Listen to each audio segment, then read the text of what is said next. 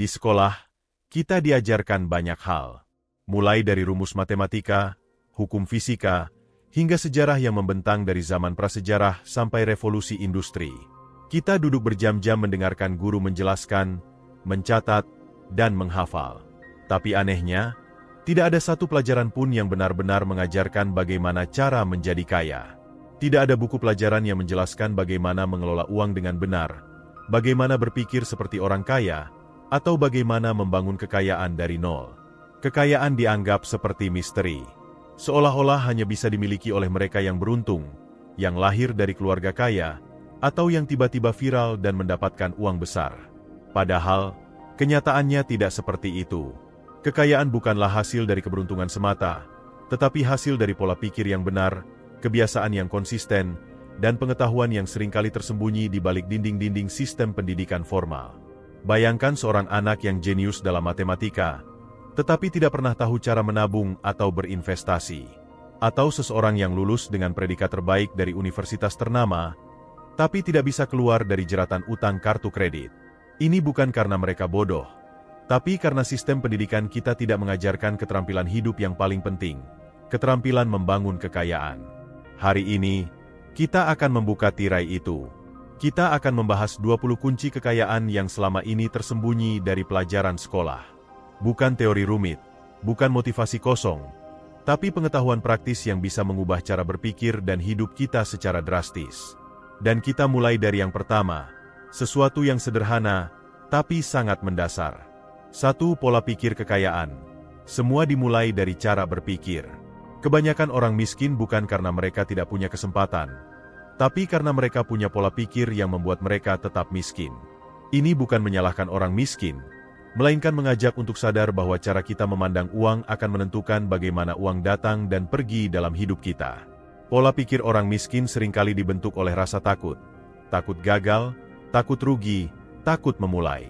Sedangkan pola pikir orang kaya lebih banyak dipenuhi oleh rasa ingin tahu, kepercayaan diri, dan keyakinan bahwa segala sesuatu bisa dipelajari. Perbedaan ini terlihat jelas dari bagaimana mereka mengambil keputusan. Orang miskin cenderung menolak risiko. Nanti rugi. Sementara orang kaya berpikir, kalau rugi, saya pelajari. Kalau untung, saya ulangi. Contohnya begini, 2 orang diberikan uang 10 juta rupiah. Yang satu langsung berpikir untuk membelanjakannya, membeli barang, jalan-jalan, atau upgrade gadget. Yang satu lagi berpikir, bagaimana saya bisa mengembangkan uang ini jadi 20 juta? Perbedaan hasilnya bukan karena jumlah uang yang diterima, tapi cara berpikir yang mendasari keputusan itu. Sekolah tidak mengajarkan kita untuk berpikir seperti ini. Kita diajarkan untuk jadi pegawai yang baik, bukan pencipta lapangan kerja. Kita dilatih untuk mengikuti perintah, bukan menciptakan solusi. Pola pikir kekayaan harus ditanamkan secara sadar, lewat belajar mandiri, bertanya, membaca, dan mengamati bagaimana orang kaya berpikir dan bertindak. Bukan berarti semua orang harus jadi pengusaha, tapi setiap orang perlu berpikir secara mandiri tentang keuangan mereka. Karena kalau tidak, kita hanya akan menjalani hidup dengan pola pikir yang dibentuk oleh lingkungan. Dan sayangnya, lingkungan kita seringkali juga tidak tahu bagaimana cara membangun kekayaan. 2. Nilai waktu lebih tinggi dari uang. Uang bisa dicari, uang bisa digandakan, tapi waktu tidak bisa diulang. Ini adalah prinsip dasar yang jarang disadari oleh banyak orang. Kebanyakan dari kita rela menukar waktu berjam-jam hanya demi uang sedikit, tanpa berpikir jangka panjang tentang bagaimana membuat waktu kita bekerja untuk kita, bukan sebaliknya. Coba perhatikan ini, seorang karyawan bekerja dari jam 9 pagi sampai 5 sore, 5 hari seminggu, demi gaji bulanan. Itu artinya dia menukar hampir separuh hidupnya dengan uang tetap yang tidak bertumbuh. Apakah itu salah? Tapi itu bukan jalan menuju kekayaan. Orang kaya berpikir beda. Mereka menghargai waktu sebagai aset utama. Mereka mencari cara agar waktu mereka bisa menghasilkan uang, bahkan saat mereka tidur. Misalnya dengan membangun aset, bisnis, properti, investasi, atau produk digital. Aset inilah yang memungkinkan mereka bebas waktu dan tetap punya penghasilan. Analoginya begini, bayangkan waktu seperti air. Kalau kamu terus menuangkannya ke satu gelas yang sama, gaji tetap, maka gelas itu akan cepat penuh dan tidak bisa menampung lebih banyak. Tapi kalau kamu membagi aliran air itu ke berbagai gelas, investasi, bisnis, penghasilan pasif, maka kamu punya lebih banyak wadah untuk menampung kekayaan. Sekolah tidak mengajarkan kita bagaimana menghitung nilai waktu kita. Tidak ada pelajaran yang membantu kita memahami bahwa 1 jam waktu kita bisa bernilai ratusan ribu, bahkan jutaan, jika digunakan dengan strategi yang tepat. Padahal, waktu adalah satu-satunya sumber daya yang tidak bisa dibeli kembali. Jadi mulai sekarang, tanyakan pada dirimu, apakah saya sedang menukar waktu saya dengan nilai yang setimpal? Jika tidak, mungkin sudah saatnya mencari cara lain, bukan untuk bekerja lebih keras, tapi untuk bekerja lebih cerdas. 3. Menunda kepuasan. Fondasi mental orang kaya. Salah satu perbedaan paling mencolok antara orang yang membangun kekayaan dan yang tidak, adalah kemampuan untuk menunda kepuasan. Ini bukan teori psikologi semata, tapi sebuah sikap hidup yang diam-diam menentukan apakah seseorang akan kaya atau terus hidup dari gaji ke gaji. Bayangkan 2 orang yang sama-sama menerima gaji 5 juta rupiah setiap bulan. Yang satu langsung menggunakannya untuk membeli baju baru, makan di restoran mahal, atau ganti ponsel ke versi terbaru. Sementara yang satu lagi menunda hasrat untuk membeli, dan menyisihkan sebagian uangnya untuk investasi kecil-kecilan, seperti membeli logam mulia, ikut program reksadana, atau bahkan sekadar membuka warung online kecil-kecilan. 10 tahun kemudian, orang pertama tetap harus bekerja keras demi mengganti ponsel yang rusak. Sementara orang kedua mulai memetik hasil dari benih yang ia tanam bertahun-tahun lalu. Inilah kekuatan dari menunda kepuasan. Di sekolah, kita tidak pernah diajarkan bahwa membeli barang sekarang bisa berarti kehilangan peluang membangun kekayaan di masa depan. Tidak ada guru yang berkata, kalau kamu sabar sedikit saja, uang jajanmu bisa jadi awal dari kekayaan. Yang kita tahu hanyalah, jika kita punya uang, kita boleh menghabiskannya. Tidak lebih. Padahal dunia nyata tidak bekerja seperti itu. Orang kaya mampu menunda kesenangan kecil hari ini untuk mendapatkan kebebasan besar di masa depan. Mereka sadar bahwa membeli mobil mewah bisa ditunda sampai aset mereka bisa membayarnya, bukan dari utang konsumtif yang mencekik leher. Ada cerita menarik tentang eksperimen marshmallow test yang pernah dilakukan kepada anak-anak. Mereka diberikan 1 marshmallow dan dijanjikan bahwa jika mereka tidak memakannya dalam waktu tertentu, mereka akan diberi 1 lagi sebagai hadiah. Bertahun-tahun kemudian, anak-anak yang mampu menahan diri dan menunggu, ternyata memiliki prestasi hidup yang jauh lebih baik dibanding yang langsung memakan marshmallow. Kekayaan bukan hanya soal uang, tapi juga tentang kemampuan mengendalikan diri. Dan itu semua dimulai dari keputusan-keputusan kecil, yang tidak diajarkan di sekolah, tapi sangat menentukan masa depan kita. 4. Memahami alur uang. Kemana uang pergi, dari mana uang datang. Bayangkan kamu sedang memegang ember, dan kamu mengisinya dengan air dari keran. Tapi kamu tidak sadar bahwa di bagian bawah ember itu, ada beberapa lubang kecil. Meskipun kamu terus menuangkan air, isinya tidak pernah penuh. Inilah yang terjadi pada banyak orang. Mereka bekerja keras menghasilkan uang, tapi tetap merasa uangnya tidak cukup. Kenapa bisa begitu? Karena mereka tidak benar-benar memahami kemana uang mereka pergi. Mereka tidak sadar bahwa pengeluaran kecil yang tampak sepele, kopi kekinian, langganan aplikasi yang tidak dipakai, jajan di luar setiap hari, secara perlahan-lahan menggerogoti kekayaan mereka. Di sekolah, kita diajarkan cara menghitung volume balok dan rumus kecepatan mobil, tapi tidak diajarkan cara membuat catatan pengeluaran sederhana.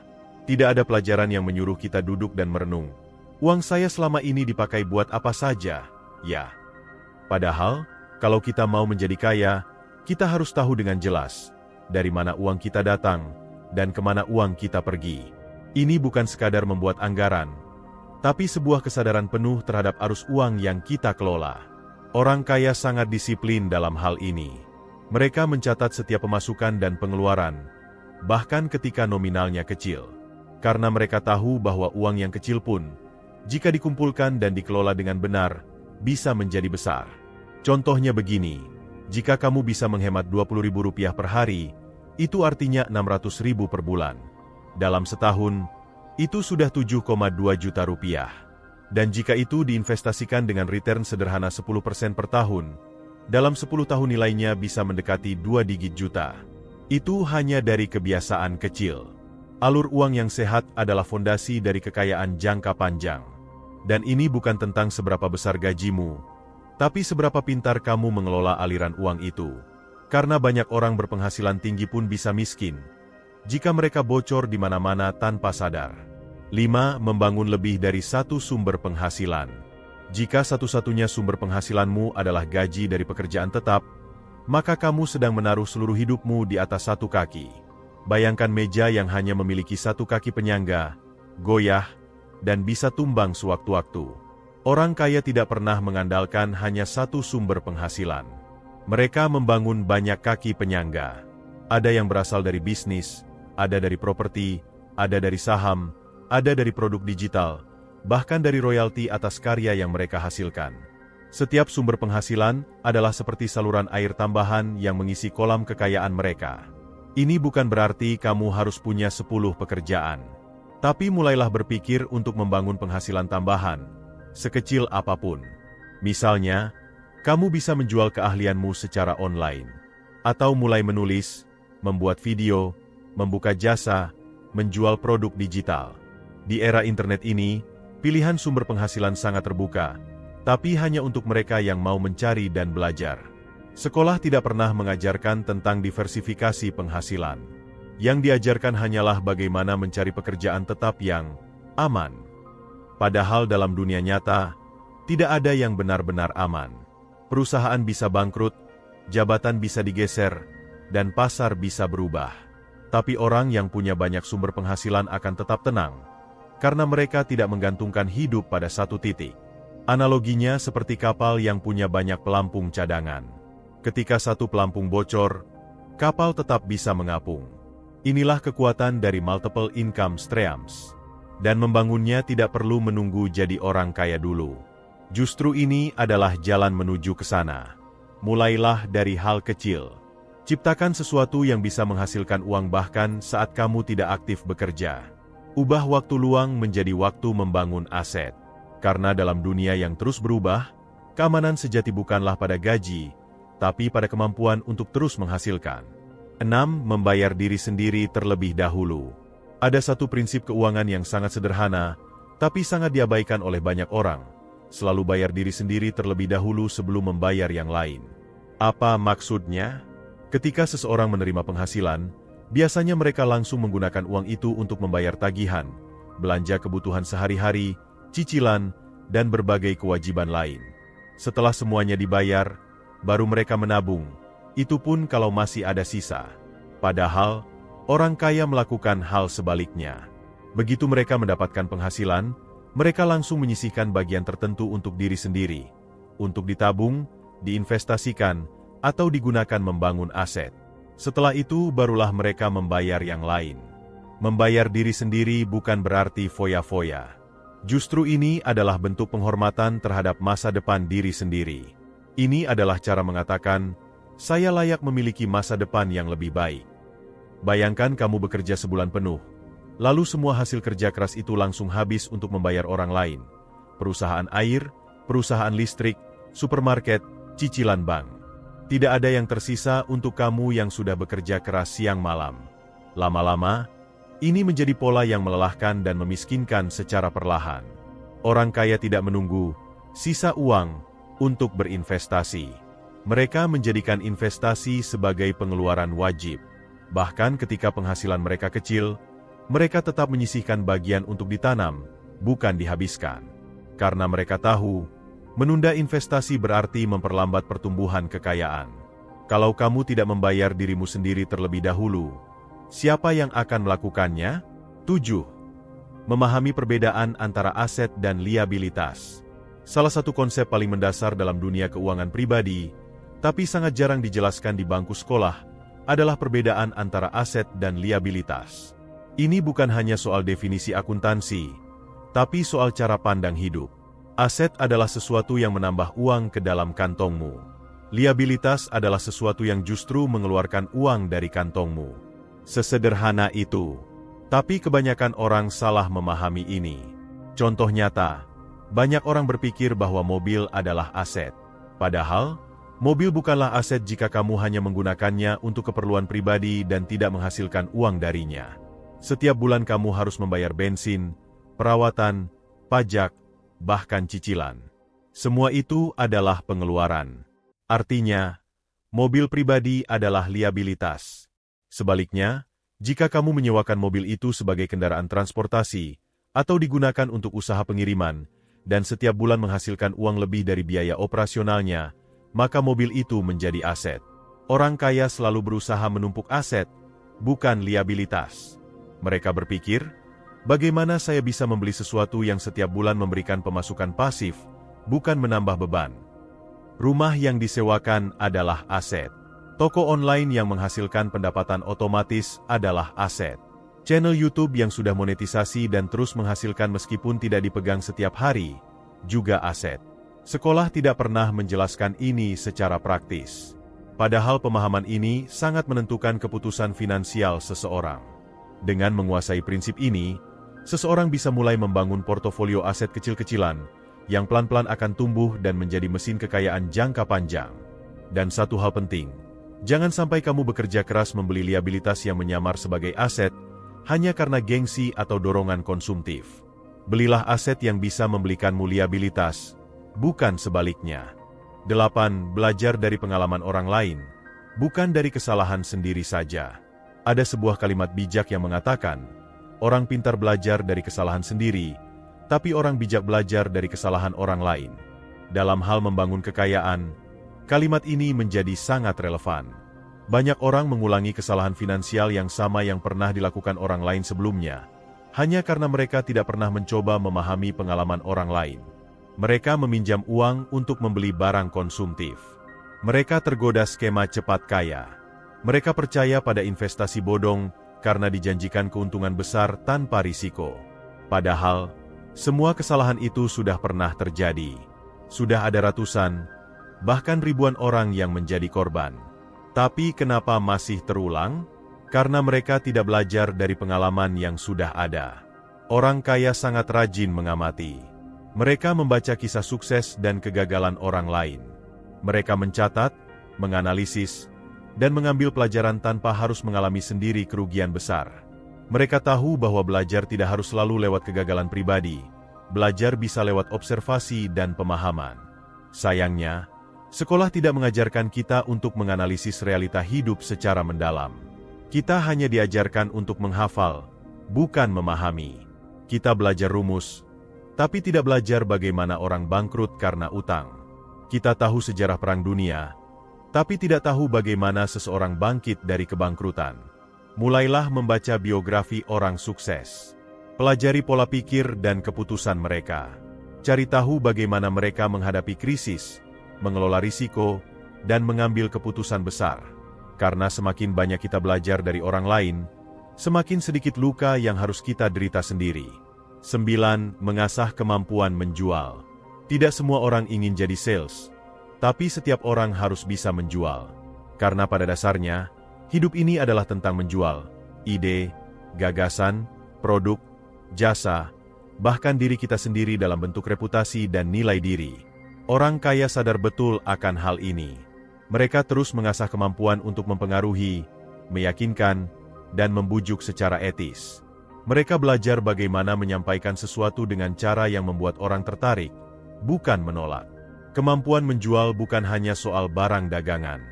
Seorang freelancer harus bisa menjual jasanya. Seorang karyawan harus bisa menjual idenya kepada atasan. Seorang pengusaha harus bisa menjual visinya kepada investor. Dan bahkan seorang konten kreator, seperti YouTuber, harus bisa menjual sudut pandang dan gagasan melalui kontennya. Sayangnya, keterampilan ini sangat jarang diajarkan di sekolah. Kita lebih banyak diajarkan untuk mengikuti, bukan meyakinkan. Kita dilatih untuk menjawab soal, bukan menyampaikan ide dengan percaya diri. Padahal kemampuan menjual adalah salah satu kunci terbesar dalam membangun kekayaan. Karena jika kamu punya produk yang luar biasa, tapi tidak bisa menjelaskannya dengan cara yang menarik, maka dunia tidak akan peduli. Kemampuan menjual bisa dilatih. Mulailah dari hal kecil, belajar public speaking, belajar copywriting, belajar memahami kebutuhan orang lain dan menawarkan solusi yang relevan. Karena dalam dunia nyata, nilai ide tidak ditentukan oleh seberapa bagus ide itu, tapi oleh seberapa bagus kamu bisa menyampaikannya kepada orang lain. 10. Pentingnya berjejaring dengan lingkungan yang tepat. Pernahkah kamu mendengar pepatah, "Katakan padaku siapa temanmu, maka aku akan mengatakan siapa dirimu"? Dalam konteks kekayaan, pepatah ini sangat relevan. Lingkungan tempat kita berada akan sangat memengaruhi cara kita berpikir, mengambil keputusan, bahkan merencanakan masa depan. Jika kamu dikelilingi oleh orang-orang yang pesimis, yang hanya bisa mengeluh dan menyalahkan keadaan, maka besar kemungkinan kamu pun akan tertular pola pikir yang sama. Sebaliknya, jika kamu berada di tengah orang-orang yang visioner, pekerja keras, dan selalu belajar, maka energi itu akan ikut menular padamu. Orang kaya sangat selektif dalam memilih lingkungan. Mereka mencari orang-orang yang bisa menginspirasi, mendorong, dan menantang mereka untuk tumbuh. Mereka aktif dalam komunitas, forum, dan pertemuan yang bisa memperluas cara pandang dan membuka peluang. Berjejaring bukan berarti mencari teman yang kaya, tapi mencari lingkungan yang memperkaya. Ini bisa berupa mentor, komunitas online, grup diskusi, atau bahkan channel YouTube edukatif. Yang penting adalah membiarkan dirimu terpapar oleh energi positif, bukan racun pesimisme. Sekolah tidak banyak berbicara soal ini. Kita sering dikelompokkan berdasarkan nilai akademik, bukan berdasarkan semangat belajar dan pertumbuhan. Padahal, dalam kehidupan nyata, keberhasilan sangat dipengaruhi oleh siapa yang berjalan bersama kita. Jika ingin cepat kaya, jangan hanya fokus pada isi dompetmu. Fokuslah juga pada isi lingkaran sosialmu. Karena lingkungan yang tepat akan membawamu pada peluang yang tidak akan kamu temukan sendirian. 11. Mengelola emosi saat berurusan dengan uang. Salah satu hal yang paling sering membuat orang kehilangan uang bukan karena kurang pintar, tapi karena tidak mampu mengendalikan emosinya. Ketika berbicara soal uang, emosi seringkali lebih dominan daripada logika. Kita tergoda untuk membeli karena ingin terlihat hebat. Kita panik saat investasi turun. Kita serakah ketika melihat peluang yang terlihat menjanjikan. Orang kaya memahami betul bahwa ketenangan pikiran adalah kunci utama dalam membuat keputusan finansial yang baik. Mereka belajar untuk menunda reaksi, berpikir jernih, dan tidak terburu-buru dalam mengambil keputusan besar yang melibatkan uang. Mari kita ambil contoh sederhana. Saat pasar saham turun, banyak orang langsung menjual aset mereka karena panik. Mereka tidak ingin rugi lebih dalam. Tapi orang kaya yang tenang dan berpikir panjang justru melihat momen itu sebagai peluang untuk membeli aset dengan harga diskon. Mereka tidak tergoda oleh rasa takut jangka pendek, karena mereka tahu arah jangka panjang lebih penting. Emosi juga muncul dalam bentuk pemborosan. Kita membeli barang bukan karena butuh, tapi karena sedang sedih, stres, atau sekadar ingin merasa lebih baik. Ini disebut emotional spending, pengeluaran yang digerakkan oleh perasaan, bukan kebutuhan. Sayangnya, sekolah tidak pernah mengajarkan kita bagaimana mengelola emosi terhadap uang. Tidak ada pelajaran yang membantu kita memahami bahwa rasa iri, takut, atau impulsif bisa menghancurkan kondisi keuangan seseorang. Belajar mengelola emosi artinya belajar mengenali pola pikir sendiri. Saat ingin membeli sesuatu, tanya, apakah ini keputusan logis, atau hanya pelampiasan sesaat? Saat ingin investasi, tanya, apakah ini karena analisis yang matang, atau hanya ikut-ikutan karena FOMO? Ketenangan adalah kekuatan. Dan dalam dunia keuangan, mereka yang mampu tenang di tengah gejolak akan bertahan dan menang. 12. Menjadi ahli di satu hal, tapi terbuka pada banyak hal. Dalam perjalanan menuju kekayaan, salah satu strategi paling efektif adalah menjadi sangat ahli di satu bidang yang spesifik. Orang yang punya keahlian mendalam, yang benar-benar menonjol dalam satu area, akan lebih mudah dihargai tinggi oleh pasar. Namun, menjadi ahli bukan berarti menutup diri. Orang kaya punya satu keahlian utama, yang mereka tekuni dengan serius. Tetapi mereka juga terbuka untuk belajar hal-hal baru yang bisa mendukung atau melengkapi keahlian itu. Bayangkan seorang pembuat kue rumahan yang sangat hebat dalam menciptakan resep kue unik. Jika dia hanya berhenti sampai di situ, bisnisnya tidak akan berkembang. Tapi jika dia belajar pemasaran digital, belajar tentang branding, tentang cara menjual produk secara online, maka keahlian membuat kue itu bisa menjadi sumber kekayaan yang luar biasa. Orang kaya tidak puas hanya jadi cukup bisa dalam banyak hal. Mereka memilih satu medan perang yang benar-benar dikuasai, lalu membangun kombinasi keterampilan lain untuk mendukungnya. Sayangnya, sekolah lebih sering mendorong kita untuk menjadi rata-rata di semua mata pelajaran, daripada membimbing kita untuk mengenali bakat yang bisa diasah jadi keahlian yang mahal harganya. Keahlian yang mendalam membuatmu unik. Kombinasi keahlian membuatmu langka. Dan dalam dunia ekonomi, kelangkaan adalah nilai. Tentukan bidangmu. Jadilah sangat ahli di sana. Lalu terus belajar dari berbagai bidang lain untuk memperkuat posisi. Karena dunia tidak memberi penghargaan pada orang yang tahu sedikit tentang banyak hal, tapi pada orang yang tahu sangat dalam tentang sesuatu yang benar-benar dibutuhkan pasar. 13. Membangun sistem, bukan sekadar bekerja keras. Banyak orang mengira bahwa kunci kekayaan adalah bekerja lebih keras. Mereka bangun pagi, lembur sampai malam, mengorbankan waktu istirahat demi tambahan penghasilan. Tapi dalam jangka panjang, bekerja keras tanpa sistem hanya akan membuat kita lelah, bukan kaya. Orang kaya membangun sistem. Mereka menciptakan pola kerja yang bisa berjalan tanpa kehadiran mereka setiap waktu. Mereka membuat proses yang bisa dijalankan oleh orang lain, oleh teknologi, atau bahkan secara otomatis. Misalnya, alih-alih menjual produk satu persatu secara manual, mereka membuat sistem toko online yang bisa menerima pesanan otomatis, mengatur pengiriman, dan bahkan menerima pembayaran tanpa campur tangan langsung. Mereka tidak hanya bekerja di bisnisnya, tapi membangun bisnis yang bisa bekerja untuk mereka. Di sekolah, kita diajarkan bagaimana jadi pribadi yang disiplin dan rajin, tapi jarang diajarkan bagaimana membuat sistem. Padahal inilah kunci dari pertumbuhan jangka panjang. Sistem adalah pengali dari usaha kita. Dengan sistem, 1 jam kerja bisa memberikan hasil setara 10 jam. Analogi sederhananya seperti ini. Bayangkan kamu membawa air dari sungai ke rumah dengan ember. Setiap hari kamu bolak-balik mengambil air. Itu bekerja keras. Tapi orang kaya berpikir, bagaimana kalau saya buat selang dan pompa agar air mengalir sendiri ke rumah saya? Itu adalah sistem. Jadi, tanyakan pada dirimu, apakah kamu sedang bekerja keras atau sedang membangun sistem? Karena keduanya memberi hasil yang sangat berbeda. 14. Tidak terjebak dalam utang konsumtif. Utang bisa jadi alat yang berguna, tapi juga bisa menjadi jebakan yang sangat mematikan. Perbedaan utamanya terletak pada jenis utang dan tujuan penggunaannya. Orang miskin seringkali menggunakan utang untuk membeli barang konsumtif. Ponsel, baju, liburan, kendaraan pribadi yang sebenarnya tidak mereka butuhkan. Mereka membayar bunga tinggi untuk sesuatu yang nilainya terus menurun. Ini adalah utang konsumtif, dan itu adalah jebakan. Sebaliknya, orang kaya menggunakan utang untuk membeli aset yang menghasilkan. Mereka menggunakan dana pinjaman untuk membeli properti yang bisa disewakan, atau memutar modal dalam bisnis yang jelas arus kasnya. Hasil dari aset itu kemudian digunakan untuk membayar utang, dan sisanya menjadi keuntungan. Utang itu seperti pisau tajam.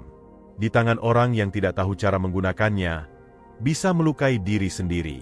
Tapi di tangan orang yang ahli, bisa digunakan untuk membangun sesuatu yang besar.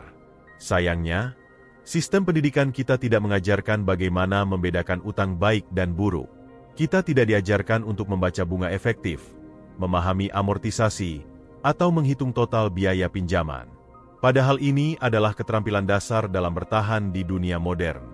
Jika kamu sudah terlanjur punya utang konsumtif, langkah pertama adalah menyadari dan berhenti menambahnya. Langkah kedua adalah menyusun strategi pelunasan. Dan langkah ketiga, mulai belajar bagaimana menggunakan utang secara cerdas, jika memang diperlukan, untuk mempercepat pertumbuhan aset, bukan sekadar gaya hidup. Orang kaya bukan anti-utang, tapi mereka sangat hati-hati dan penuh strategi dalam menggunakannya. 15. Tidak bergantung pada motivasi, tapi pada disiplin.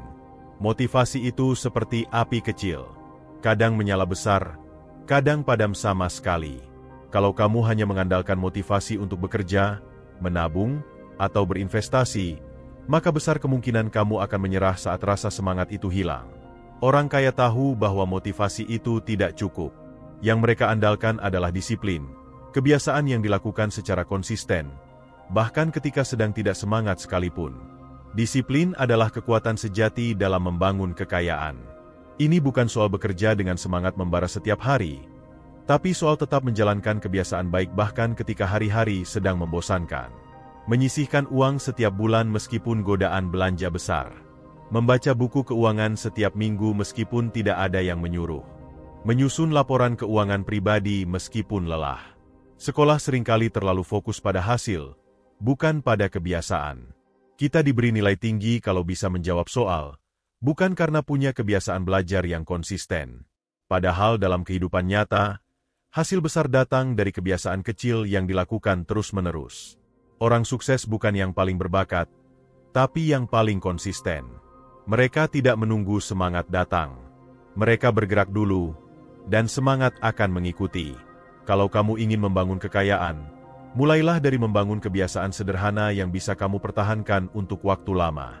Karena dalam permainan jangka panjang, disiplin selalu mengalahkan motivasi. 16. Memahami bahwa kekayaan adalah proses, bukan hasil instan. Banyak orang ingin cepat kaya. Tapi ironisnya, justru keinginan cepat kaya, inilah yang membuat mereka sulit untuk benar-benar kaya. Mereka tergoda dengan skema yang menawarkan hasil besar dalam waktu singkat, tertipu janji manis investasi bodong, atau menghabiskan uang pada hal-hal yang tampak mewah tapi tidak membangun apa-apa. Orang kaya sejati justru memahami bahwa kekayaan adalah proses. Sebuah perjalanan panjang yang dibentuk dari kebiasaan, keputusan bijak, pengulangan, dan kesabaran. Mereka tidak terburu-buru. Mereka tidak mencari jalan pintas. Mereka membangun fondasi keuangan mereka selapis demi selapis. Ibaratnya seperti menanam pohon. Kamu tidak bisa menuntut pohon yang kamu tanam hari ini untuk langsung berbuah minggu depan. Tapi jika kamu merawat tanahnya, menyiramnya dengan konsisten, dan menjaga dari hama, maka waktu akan bekerja untukmu. Pohon itu akan tumbuh, menguat, dan suatu hari akan memberikan buah yang melimpah. Sayangnya, di sekolah kita diajarkan mengejar nilai, bukan proses belajar. Kita dibentuk untuk fokus pada hasil akhir, bukan pada bagaimana kita membentuk kebiasaan dan karakter dalam perjalanan. Padahal dalam dunia nyata, mereka yang menghormati proses, yang tidak tergesa-gesa, justru akan sampai lebih jauh. Jika hari ini kamu merasa belum mencapai hasil yang diinginkan, jangan buru-buru menyerah. Mungkin kamu hanya perlu mengubah cara pandangmu terhadap waktu. Karena kekayaan sejati bukan tentang seberapa cepat kamu sampai, tapi tentang seberapa kokoh pondasi yang kamu bangun sepanjang jalan. 17. Belajar membaca peluang di tengah masalah. Setiap krisis menyimpan dua sisi, ancaman dan peluang. Kebanyakan orang hanya melihat sisi gelap dari masalah, kehilangan pekerjaan, ekonomi yang menurun, bisnis yang tutup. Tapi orang kaya melihat sisi lain dari setiap krisis, peluang. Ketika banyak bisnis offline terpukul oleh pandemi, orang kaya melihat peluang dalam dunia digital. Mereka membangun toko online, memasarkan produk lewat media sosial, mengembangkan platform edukasi, atau menciptakan layanan berbasis aplikasi. Sementara sebagian orang sibuk meratapi nasib, sebagian lainnya menemukan jalan baru. Kemampuan membaca peluang adalah seni yang tidak diajarkan di bangku sekolah. Kita diajarkan untuk menyelesaikan soal yang jawabannya sudah tersedia. Tapi dalam kehidupan nyata, tidak ada soal dengan jawaban pasti. Yang ada hanyalah masalah, dan bagaimana kita bisa menciptakan solusi. Orang kaya melatih otaknya untuk selalu bertanya, masalah apa yang sedang dihadapi banyak orang saat ini, dan bagaimana saya bisa menjadi bagian dari solusinya. Karena pada akhirnya, uang selalu mengikuti solusi. Semakin besar masalah yang kamu pecahkan, semakin besar pula nilai yang kamu hasilkan. Belajar melihat peluang adalah seperti melatih otot. Semakin sering kamu mengasahnya, semakin tajam instingmu membaca arah perubahan. Dan dalam dunia yang terus berubah seperti sekarang, mereka yang bisa cepat membaca peluang akan melompat lebih jauh dibanding yang hanya menunggu keadaan kembali normal. 18. Menguasai ilmu investasi, meski tidak harus jadi ahli finansial. Investasi sering terdengar seperti topik rumit. Banyak istilah teknis, grafik, risiko, dan angka-angka yang membuat orang awam merasa tidak cocok. Tapi kenyataannya, setiap orang yang ingin kaya harus paham prinsip dasar investasi, meskipun tidak harus jadi ahli keuangan. Investasi bukan hanya soal membeli saham atau properti. Investasi adalah cara kita mengelola uang agar nilainya bertambah seiring waktu. Dan prinsip ini berlaku untuk siapapun, bahkan untuk kamu yang penghasilannya masih pas-pasan. Masalahnya, sekolah nyaris tidak menyentuh soal ini. Kita diajarkan cara menghitung luas lingkaran, tapi tidak diajarkan bagaimana menghitung imbal hasil tahunan sebuah produk keuangan. Kita tahu cara menghafal rumus matematika, tapi tidak tahu cara menghitung bunga majemuk. Padahal, memahami investasi adalah memahami masa depan. Orang kaya tidak membiarkan uang mereka diam. Mereka tahu bahwa uang yang diam akan habis dimakan inflasi. Mereka mencari cara agar uang mereka bekerja, meskipun mereka sedang tidur. Mulailah dari yang sederhana. Pahami perbedaan antara tabungan dan investasi. Pelajari cara kerja reksadana, emas, saham, atau bahkan properti kecil. Jangan buru-buru memasukkan semua uangmu ke satu tempat. Pelajari dulu. Uji coba dulu.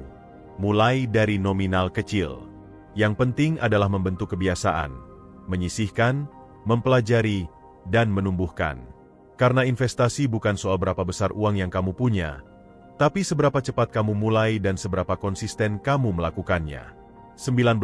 Membangun reputasi dan kredibilitas.